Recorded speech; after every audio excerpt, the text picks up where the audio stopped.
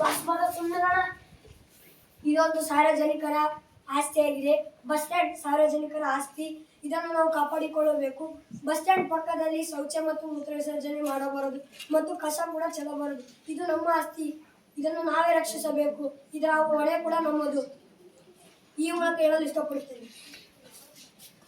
ಅಯ್ಯೋ, ನಮ್ಮ ಊರಿಗೆ ಯಾವಾಗಪ್ಪ ರೋಡ್ ಹಾಕ್ತಾರ ಈ ಬಿಸಿಲು ಕಾಲದಾಗ? ಆಗ್ತಾರೆ ಬಿಡ್ಲಿ. ರಸ್ತೆ ಒಂದು ನಮ್ಮ ಸೌಲಭ್ಯವಾಗಿದೆ. ಇದನ್ನು ನಾವು ಪಡೆಯಬೇಕು ಮತ್ತು ಅದನ್ನು ಈ ರಸ್ತೆಯ ಪಕ್ಕದಲ್ಲಿ ಕಸ ಹಾಕುವುದರಿಂದ ರಸ್ತೆಯ ಸುಂದರವಾದ ರಸ್ತೆ ಕೂಡ ಹಾಳು ಮಾಡುತ್ತೇವೆ. ಇದನ್ನು ರಕ್ಷಿಸಬೇಕೆಂದು ಈ ಮೂಲಕ ಮತ್ತು ಸ್ವಚ್ಛತೆಯಾಗಿ ಇಟ್ಟುಕೊಳ್ಳಬೇಕೆಂದು ಹೇಳಲು ಇಷ್ಟಪಡುತ್ತೇನೆ.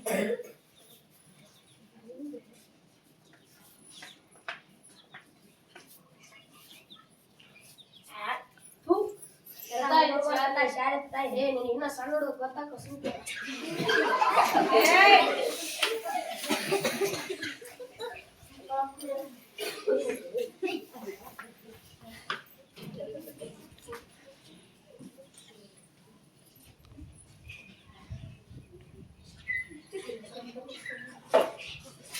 ಮೊದಲನೇದಾಗಿ ಶಾಲೆ ಬಳಿ ಉಗುಳುವುದಾಗಲಿ ಬೇರೆ ರೀತಿ ಕೆಲಸಗಳನ್ನು ಮಾಡಬಾರದು. ಏಕೆಂದರೆ ಶಾಲೆಯ ಒಂದು ದೇಗುಲ.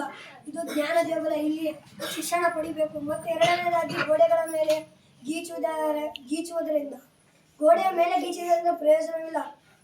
ಶಾಲೆ ಒಳಗಿರುವ ಕಪ್ಪು ಗೋಡೆಯ ಮೇಲೆ ಗೀಚಿದರೆ ಬದುಕು ಬೆಳಕಾಗುತ್ತೆ ಎಂದು ಹೇಳಲು ಈ ಮೂಲಕ ಇಷ್ಟಪಡುತ್ತೇನೆ.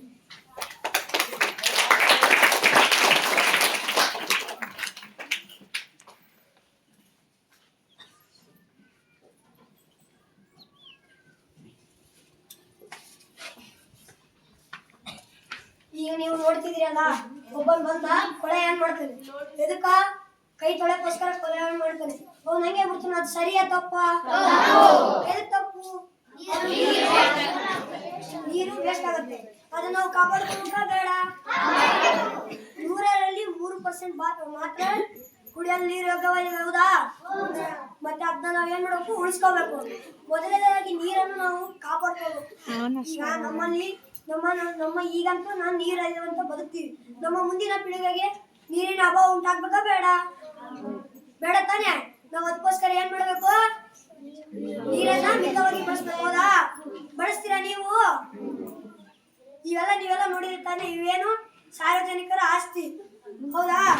ಸಾರ್ವಜನಿಕರ ಆಸ್ತಿ ಪಾಸ್ತಿ ನಮ್ಮದು ಮತ್ತು ನಿಮ್ಮೆಲ್ಲರದು. ಹೌದಾ? ಇದರ ರಕ್ಷಣೆ ಹೊಣೆಗಾರಿಕೆ ಯಾರದು? ಮತ್ತು ನಮ್ಮದು ನಿಮ್ಮದು. ಇದನ್ನು ನಾನು ರಕ್ಷಿಸುತ್ತೇನೆ, ನೀವು ರಕ್ಷಿಸಬಹುದು. ಇಷ್ಟು ಹೇಳುತ್ತಾ ಧನ್ಯವಾದಗಳು.